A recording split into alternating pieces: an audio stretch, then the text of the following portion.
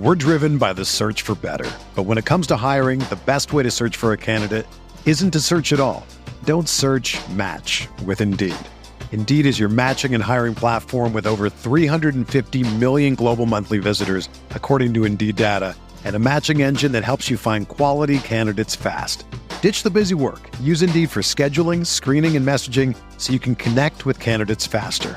Leveraging over 140 million qualifications and preferences every day, Indeed's matching engine is constantly learning from your preferences, so the more you use Indeed, the better it gets. Join more than 3.5 million businesses worldwide that use Indeed to hire great talent fast. And listeners of this show will get a $75 sponsored job credit to get your jobs more visibility at Indeed.com/Blue Wire. Just go to Indeed.com/Blue Wire right now and support our show by saying that you heard about Indeed on this podcast. That's Indeed.com/Blue Wire. Terms and conditions apply. Need to hire? You need Indeed.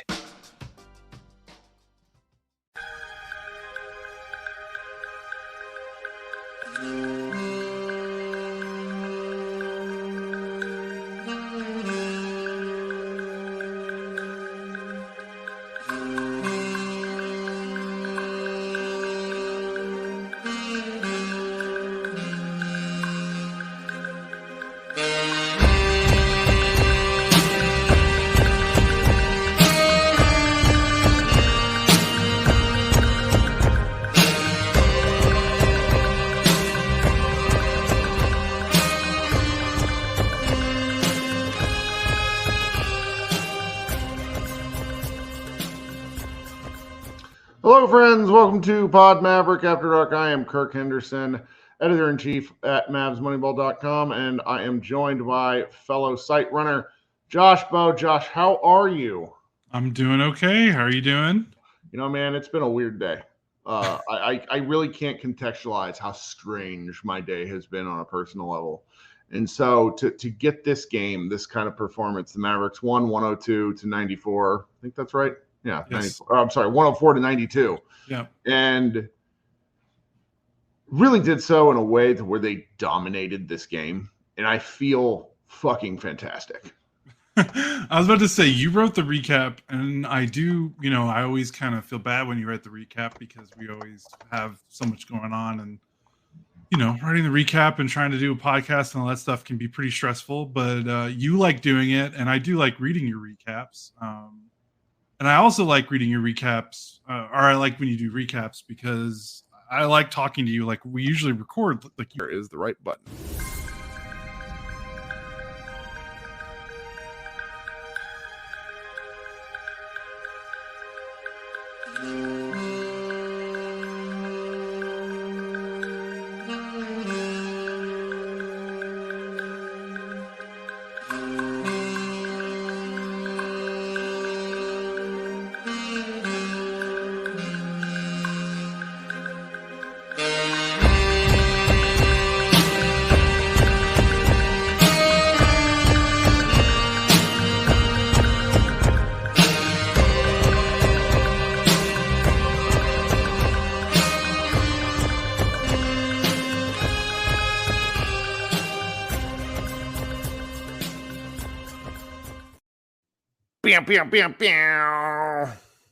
It's about 12 o'clock on Thursday morning, May 16th. You're joining Pod Maverick Mavs Party. We're here to talk a little basketball following the Dallas Mavericks taking a 3-2 series lead over the Oklahoma City Thunder, 104-92, and what was one of the most fun and dominating and very stressful games of the year, but that's what the playoffs are supposed to be about. We're here hanging out.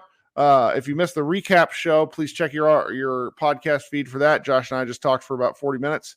This show is our fan participation show where you can come talk basketball with me. We already got 3 people waiting. If you have never done this show before, join us live on YouTube after these playoff games. We stay up late. It's very easy to join the show. I post a link in the comments where you can click that link. You can join from your computer. You can join from your phone. You can show your face if you want to. You don't have to if you don't want to. And we stay up just enjoying one another's company, or when they win and celebrating a Mavs win, or lamenting a loss and being sad together. Coming up first is longtime listener and friend Tyler. Tyler, what's going on, man? Dude, what's up? What a game. I'm going to keep this quick. I have to talk about Luka. So, Luka's had Who? Luka? I'm unfamiliar. Some guy who plays basketball, apparently. He's played some games in the playoffs. We know this. He's a playoff riser. Under the circumstances of what he's been in these playoffs and in these series, this might be my favorite vintage Luka game that I've seen from him in the playoffs. The shot making, the play making, not bitching the entire time, just being completely honest, it was incredible. I had a great time watching him, and it honestly was maybe my favorite Luka game I've ever watched. That was awesome. Spiritual even. That's high praise. It's when you don't see it coming almost is when it's the best. And you could have convinced me after game 4 that he was just not going to have it this series. And he'd had every excuse in the world to not have it. But to come out there and give you 31, 10, and 11, efficient, 5 of 11 from 3, just the 2 turnovers like you mentioned on the pod, that's the stuff that makes you a legend, and he brought it tonight, man. That was incredible. Well, we all have these, those of us who watch games like we do and join shows like this, if we're candid, we all have like a parasocial relationship with these athletes, and people get a little ridiculous. That's just sort of the nature of it. And it is very funny to note the internet discourse over 2 days from people who absolutely defend him. And that's okay. I make fun of it a little bit. It's not my thing. I shouldn't make fun of it considering I don't like being told how to behave myself. But how cool is it to just watch him man up, shut his mouth, go play, then acknowledge that he did those things in the post game and be like, and it's buddy, look, I understand you sometimes got to get yourself going, but what if, and just hear me out, Luka, what if you did that all the time? Truly. It was freaking awesome, dude. It was like I said, it was my favorite Luka game I've ever seen. That 65-foot lob he threw to Lively there in the second quarter, spiritual stuff.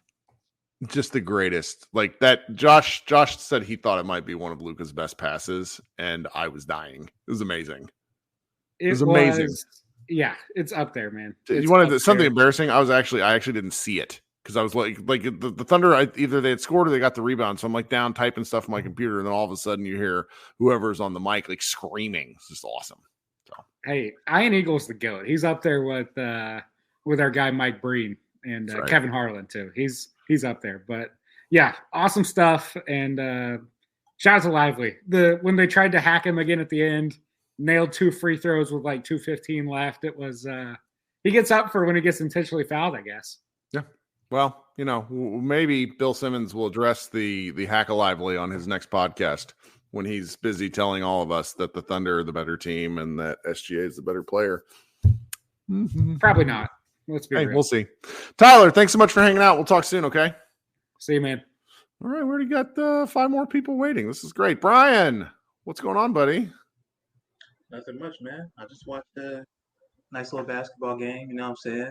I watched Luka outplay Shea on defense again for the 5th time in this series. So that was fun. Did anybody else have a heart attack at the Kyrie, Hardy, Tim Hardaway lineups? Yes. The whole time. Audible screaming. My wife being what is going on? Look, man, Jason Kidd hasn't trolled us in 3 weeks. He was due. He was due, but is that number 1 on the court I see? And then I look up 3 minutes later. Is that Tim Hardaway Jr. out there with him? Oh, and then Tim either turned it over or he missed an open 3. And then Hardy walked into a midi that he bricked. And I was like, I'm going to shoot somebody. I'm going to throw my TV out my window. I was irate. And they somehow didn't lose those minutes. They survived. That's just baffling.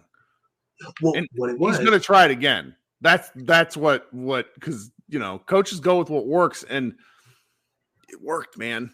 I hate it. It worked. That's what I was going to say. He's going to go back to it next game, and I think he should because Hardy made his first three. Other than that midi pull-up that was atrocious, didn't really take any shots that we didn't need him to, right? Took some shots, even if he missed them, that we were wanting Exum to take in the game. And he had two really good lob passes for assists at kind of crucial points to like kind of keep the lead at like 8-10. No, right? He peeled back the shot selection because he took 5 shots in 8 minutes. Then he played 7 more minutes and took no more shots. And Hardy is I like Hardy catch and shoots. Always have. I like Hardy going downhill. Mm-hmm. This is just not the time for that. Simmer down. And granted, someone has to shoot. And one day, Kyrie will realize that it's him. But today was not that day, and they won anyways. Oh, God, he was 2-2 from 3. That's pretty amazing.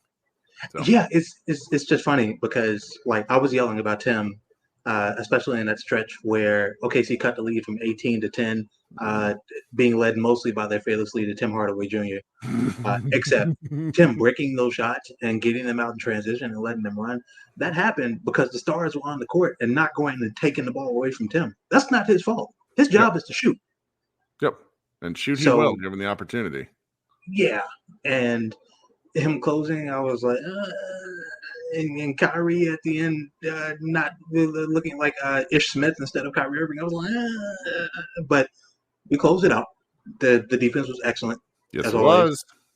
Derrick Jones Jr. finally had the Magnus game. It wasn't. Hold on. You said the defense was awesome as always. That's a crazy fucking sentence, right?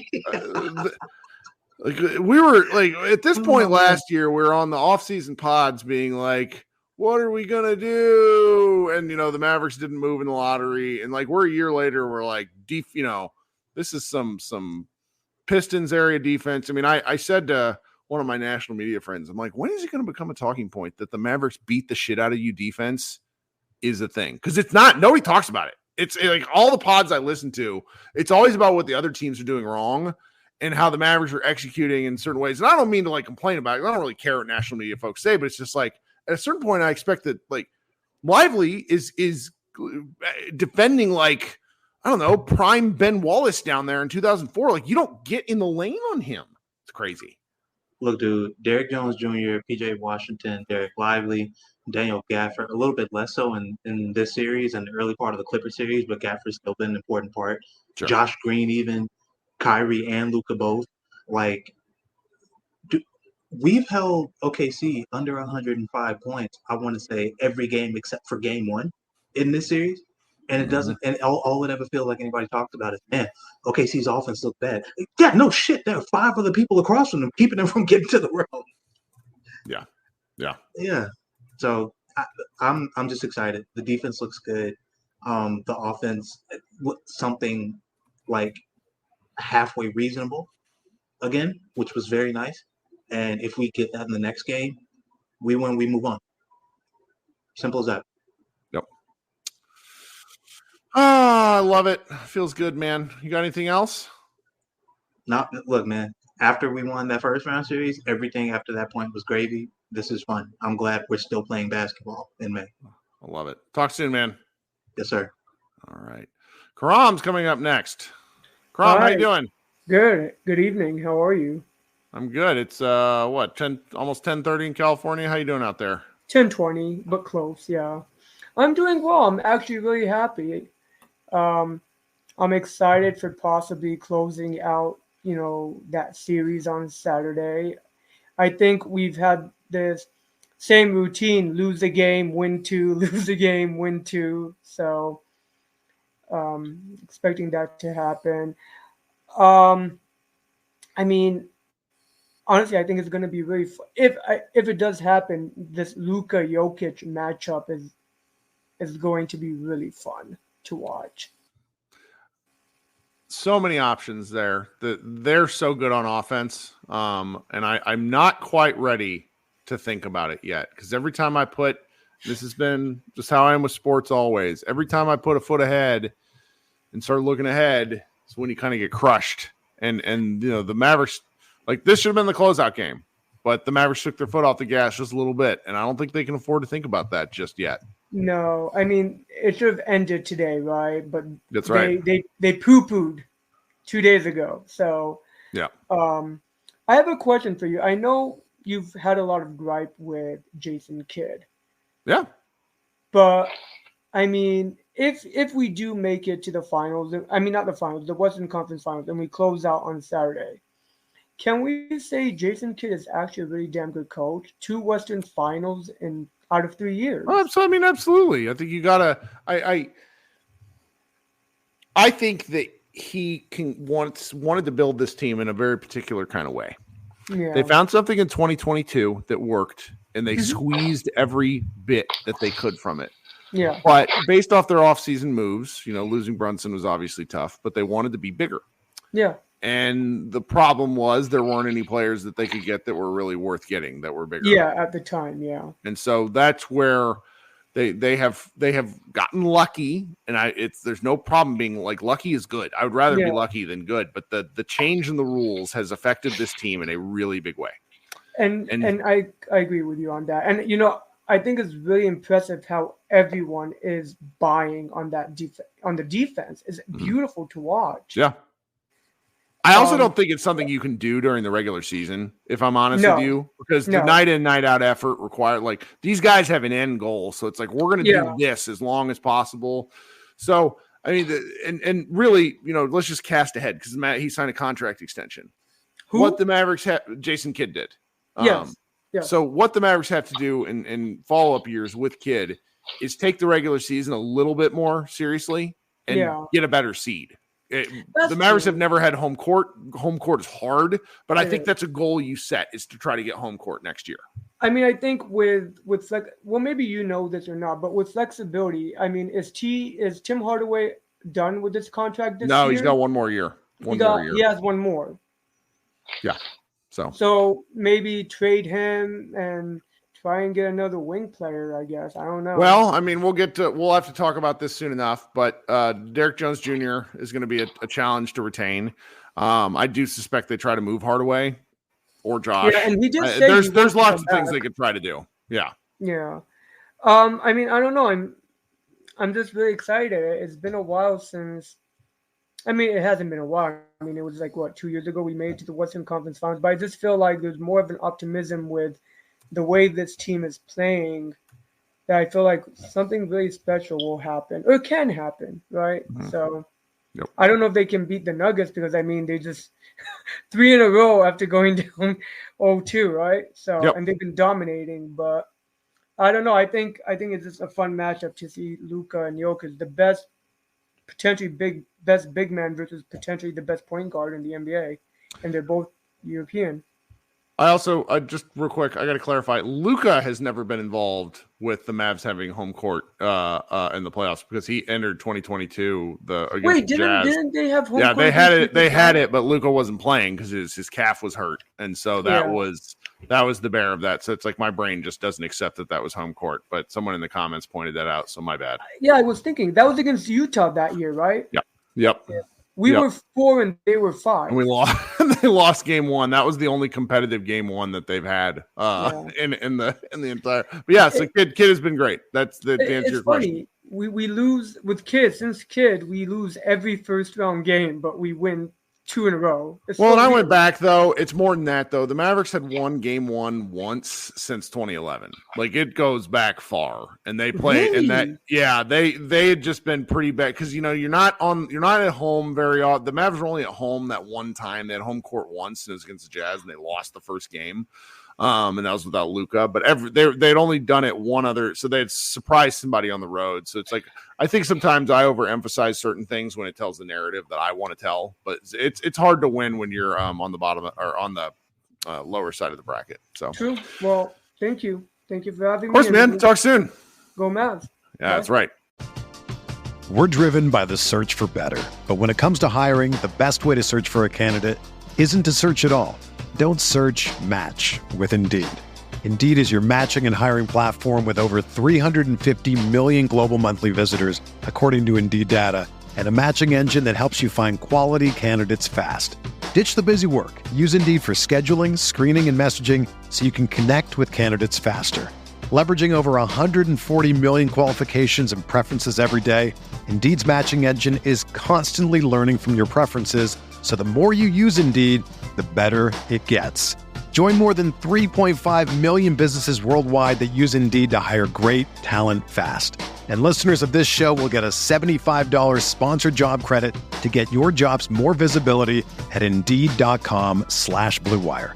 Just go to Indeed.com/Blue Wire right now and support our show by saying that you heard about Indeed on this podcast. That's Indeed.com/Blue Wire. Terms and conditions apply. Need to hire? You need Indeed. All right, Jacob's coming up next. Jacob, welcome to the show. Hey, how's it going? It's good. Thanks for joining me. What do you think about tonight? Very happy. Survived another heart attack. When they made a little run there in the fourth, I started to breathe pretty hard. But the thing I wanted to talk about actually, and I don't know if you've discussed this, but I'm curious what you think of Kyrie's approach in this series. I mean, he's clearly trying to facilitate and build confidence in other players. But I've seen multiple times, and obviously like Jalen Williams is a strong defensive player, and then you've got Chet behind him to defend at the rim. But I mean, he's turning down open shots. I've seen it time and time again, like, a pass from PJ to Kyrie and then an immediate pass back to PJ. And, and if he thinks that we can win, without him contributing, if offensively, then, I mean, he knows something that I don't know. But, what do you think about that? It's driving me a little crazy. But if he's going to keep playing defense like he has, it's a little hard for me to be too bothered as long as they're winning. Now, I just told Crom I didn't want to look ahead, but I think that who he's being matched up with, meaning the much bigger, stronger Jalen Williams, whoever the Mavericks play next, they don't have a guy like that. Either team that would guard him, because you would have, let's see, I don't want to go look at the Wolves roster. That's not true. I absolutely want to go look at the Timberwolves roster right now. They have some guys. Let's see here. Where are we at? This is just great podcasting, me looking up another team's roster. I mean, I imagine they put McDaniels on Luka. You got to. Luka. You got to. And then, I mean, I guess you probably have like Nickeil Alexander-Walker maybe at some point. You got Conley at some points. But Conley's 6 foot tall. Like you would obviously have a fair amount of Ant on him, who's a pretty amazing defender, but Ant's 6'4". He's not 6. Generally a big guy. I mean, Ant is too. I don't know. It's a good question. I'm not overly worried about it though, because I think that the game plan right now is to just let things come, and he doesn't force shots. And if things aren't there, you got to kind of take what the defense gives you. And he's doing, as long as he's not, he controlled the ball in this game, which was like made my brain feel better, because like when he's had certain games where he's been loosey-goosey with the ball and not scoring. He can't do both. So I'm worried in the big picture sense, but it's a good worry to have because it means we're playing basketball still. And I just have to have some faith that a guy like this will figure it out. Yeah, I mean, if we're winning and he's scoring under 15 points a game, then I guess that's not a bad thing. That's right. One other thing I wanted to mention or ask about was I forgot. Okay. Yeah, no, sorry, I forgot. My brain is non-functional. It is 12:30 at night. We're just excited about the win. That's the way it is. Do you have any other thoughts on the series as a whole? Because I think this is your first time joining us, right? Yeah, it is. Oh yeah, I remembered what it was.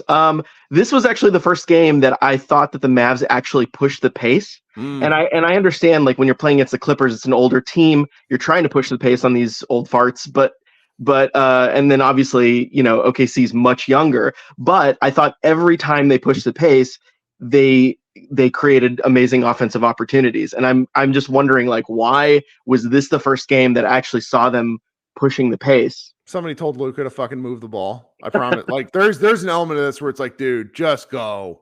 Yeah. Dort can't hit you if you're moving. Or, I mean, I guess he can, but it's a lot harder for him to. And then it's a foul. No. Yeah. Well, Cool. man, thanks so much. Hope you join us again. Yeah, thanks. Take care. Right. Glenn is coming up next. Glenn, how are you? Oh, there we are. Kirk, can you hear me? I can. How you doing tonight?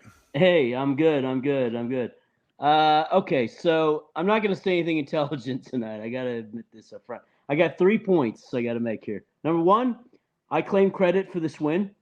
I had a bottle of wine that was defective of some sort, shattered as I removed the cork, doused my Mavericks shirt completely, consulted with my brother, who's an expert on this. He said, you got to continue to wear the Mavericks shirt. The Mavericks shirt is your lucky shirt. The Mavericks have won every game wearing this shirt. You have to wear it. I wore the Mavericks shirt. The Mavericks win. I claim credit for this. That is a commitment. So if there's like a 4-game stretch where I was wearing that ridiculous shirt, the He Is Risen shirt. Yeah. And I was thinking the same thing because the Mavericks kept winning. And then my wife was finally like, that thing stinks. Like, you get can't it out change of here. shirts in the middle of a streak. That's true. You can change shirts if your team's down by 20. Yes. But if your team's winning, which they were by 10 at that point and stayed that way, you have to just commit to the shirt. These are the rules. Yeah. Number 2, Jason Kidd. I give credit to him because he does make brilliant adjustments from game to game. But it's like watching Homer Simpson during a game where he makes a commitment to something like, hey, let's try a lineup with 2 aggressive scorers, Hardaway, Timmy, and Hardy. And then he doesn't – okay, it didn't work. Let's just move on from this. And I was furious after game 4. I haven't talked to you since then. I was furious after game 4 of the Clippers where Harden scored like 4 times in a row. They call a timeout. I tell my brother on the text, well, now they're going to take out – they're going to take out the small ball lineup and go back to either Lively or Gafford. But no. Yeah. They stick with it. He commits to something and he's just going to stick with it over and over again. In the playoffs, I do believe that. Like that, sometimes in the regular season, it doesn't feel like they have a game plan. I'm just going to be honest about that. I'm probably wrong, but when it comes to the playoff stuff, and Josh Bowe always points this out, that the games are much more well scouted. They commit to their game plan as a coaching staff, and sometimes the first one to blink loses, which I think you could sort of attest to the Thunder that they switched out the Giddey lineup, went with Isaiah Joe. It didn't work. I think it should have worked. Like, by all accounts, that should have worked, but they didn't get enough shots. And the Mavericks now have them on their heels. Like, this is crazy. I totally am okay with him trying a lineup of Hardy and Timmy, but it didn't work. No. So pull them. And then it didn't kill them. It didn't. No, it didn't. Honestly, it really didn't. The numbers don't. I felt like it killed them, but that may be my bias in the fact that I never want to see those 2 on the floor at the same time. Timmy made a couple of good alley-oop dishes, so it kind of worked, but it didn't work. I mean, come on. The team would have had a bigger lead if they'd have given up on that quicker. My last point is, who do we want to play, Denver versus Minnesota? I don't want to play Minnesota. Exactly. We do not have the personnel to match up with Minnesota. Did you watch any of the preseason games in Dubai? Yes. I went to, and also went to Summer League games here in Vegas. Summer League was fun, but the Dubai games, I remember collectively, Mavs Moneyball staff, everything, they played the Wolves back-to-back and got annihilated both games. And I was like, I remember talking to staff and being like, did we completely misjudge this Mavericks offseason? Are we fucked? And the answer was like, no. The Wolves are just really good and a pretty bad matchup for the Mavericks. And it's a bad matchup. Yeah. I do think the Mavericks would fare better. I also think I would love to see Luka and Ant, but they're just so big. Yes. And that sort of negates some of the things that we have, So we have this great lineup. I've talked to you on DM about this. This isn't the best team since 2011. This is the best team since 1989. We have the guys of Tarpley and Donaldson that we didn't have, where people come into the paint, we challenge them physically and body them out of there. And that's not going to happen against Minnesota. We can match up to one of the two guys, but we can't match up to both KAT and Gobert at the same time. It's not going to be good for us. So go Denver. Which is a crazy thing to say because they have the world-dominating MVP who played perhaps the most scary game of basketball that I've seen from an individual since like Dirk beating the Thunder in that what was like the 12 of 15 performance where Dirk scored 48 points. Do you remember this? Yeah, I do. That was nuts. It was nuts. Listen, I'm not saying we're going to beat either of those two teams. Right, but you'd rather. I think I'd rather watch the basketball with the Nuggets. Yeah, I'm with you. That's all I got tonight. Thank you so much for having me on, and thank you so much for all you've done for the season, Kirk. It's been entertaining. I've been listening all year long. Thanks, Glenn. Talk soon. Yep, talk soon. All right. Last but not least is Ryan. Ryan, thanks for waiting. What's going on tonight? Hey, how's it going? Can you hear me? You sound good. Good. Yeah, I mean, it's great to see Luka just come out ready to play. It's amazing how good our offense is when he hits threes. Just makes everything flow. Yeah. I did see that there was only 23 free throws this game. And I think if game 6 is called the same way, we have a good chance because when there's low free throws, it means our defense is hounding and nothing's happening in the paint. That's right. Sorry, somebody just sent me a tweet that showed all of Luka's playoff injuries, and it says right knee sprain, left knee soreness, back soreness, left Achilles soreness. And someone shared a photo of that with going for a run in your mid-30s, which is it completely threw me off. Sorry, I was just like they that. Forgot about his enamel being out too from that tooth on the floor. Yeah. But yeah, other than that, I mean, just you can kind of see OKC's youth. Like Jalen Williams just doesn't have it. It's just he's getting locked up in the paint. He had some decent floaters and stuff, but other than that, it wasn't like I watch him a fair amount, and he scores like 20 points a game, and he's probably averaging 12. Well, I'm looking for it, but there was a tweet earlier. Jackson Frank, the freelance NBA writer, said the whole thing with Oklahoma's drive and kick approach is to keep the defense in constant rotation. But Dallas just refuses to have its big man get in the rotation on these drives. Whoever is the big, meaning Lively or Gafford, just sort of hangs out near the rim, and it's really fucked up the Thunder's offense. I think that's a big element of this because Shai is effectively playing how national media criticize Luka's play. Right, yeah. Like he's doing great. It's just he's not enough. So yeah, I mean, yeah, it just they're not hitting their threes, and they shoot almost 40% in the regular season, and now their assholes a little tightened during the playoffs. Yeah, yeah. But other than that, the only thing I have left is everyone was saying how SGA deserves the MVP over Luka and everyone else because of his defense, and tonight just. We're going to talk about that. We're gonna make that a dialogue because he just. I mean, he could steal, sure, but so does Luka. He was probably fifth in steals. It's the same thing. But other than that, and then only thing I have left is the salaries match perfectly. It's a pipe dream, but Bogdanovich from Atlanta for THJ and some picks, or maybe throw Green in it. And that would really make this offense. I know that was something I wanted several years ago. Yeah, because I really like that guy's game. He's Serbian. Yeah. He's Serbian, and he's a gamer. He is a tough guy. I would love that, but that strikes me as I don't know because the Hawks got the number 1 overall pick in a draft where no one wants it. Yeah, right. Even though God, did you see what Alexander Sarr basically looks like Lively, but plays like Jonathan Isaac. Like he is terrifying looking. Give me that guy. But yeah, I'd be curious to see where Atlanta feels about themselves because they want to move Trey. Like there's a lot of interesting things to go on there. They're in cap hell. Like they need some expiring salaries, and THJ would be that for them. Sure. I like that. That's a good theory. All right, man. Thanks for joining us. Absolutely. All right. Talk soon. Yep. All righty. All right. Last but not least is Mr. Green joining us from, I believe, Perth, Australia. How are you, Kirk? I'm good. Your day got off to a better start this time. Oh,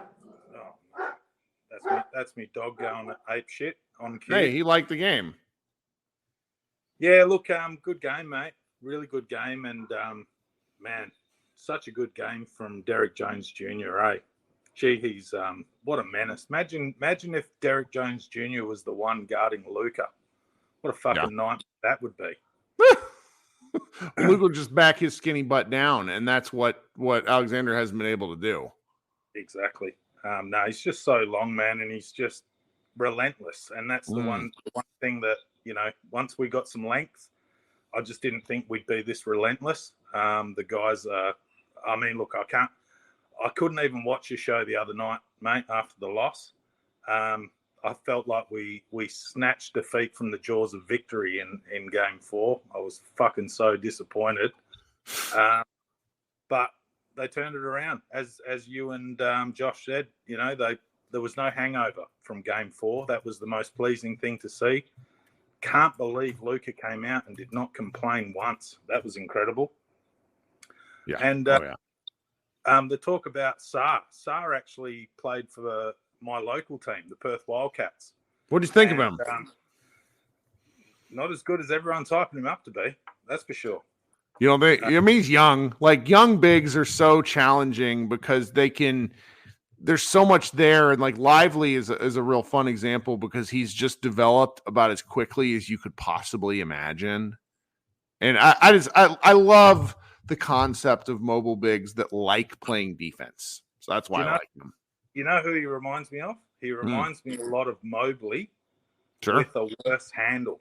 And that's saying because Mobley's a bit like TXJ when he takes more than 2 dribbles. You know what I mean? Yeah. So I think he'll do well, but this is one of those drafts where everyone's clutching at straws. No one has any idea. And for some reason, they've landed on him. And I'll tell you probably why.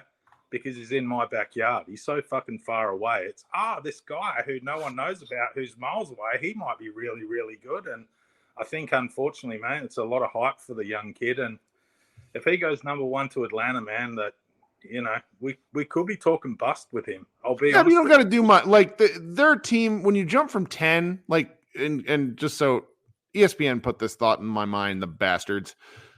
If the Mavericks had jumped from 10 to 1... last year, we'd be talking about a different championship, and I love Lively. That's just a different world. But you jump from 10 to 1, it opens up some possibilities because they're not that terrible. The Hawks they're not good, but they're not. So it's like one more guy that doesn't have to do much. Like, that's why the Lively thing has been so amazing for Dallas, because they put him in a position to where he has to do these set things and can develop at his own pace. And we've watched him grow as a result of that. He's not relied upon to be good. Mate, he's been really bad these playoffs, except for on the defensive end until today. Today, he looked like... You mean the missing... Yeah, but the defense is what you want him for, because they are just... So the fact that he came alive, and he's been such a plus while he's on the floor defensively, because you just go into the lane and they shut him, and he shuts him down. So I'll take it. Yeah, they're shitting themselves, Kirk. You're 100% right, mate. They go anywhere near that paint and they see him. Mm-hmm.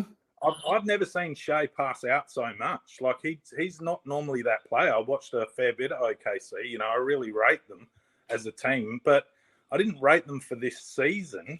But I do rate them for the assets they've got and the players that they've got, on the roster at the moment. But you never see him fake, and then pass out. It's normally fake, jump shot. But he's not willing to do it with Lively there. And I feel that him and Luka today were the difference. I mean, Derek Jones is incredible. I'm sure that's his playoff career high today, 19 points, considering I think the 17 on Game 4 was his career high. So he played incredible, but man, it's looking good. I honestly thought I'd be coming on this show and talking about who we're facing next. But I just hope they don't let Dallas down, the local fans, because they really need to close this out.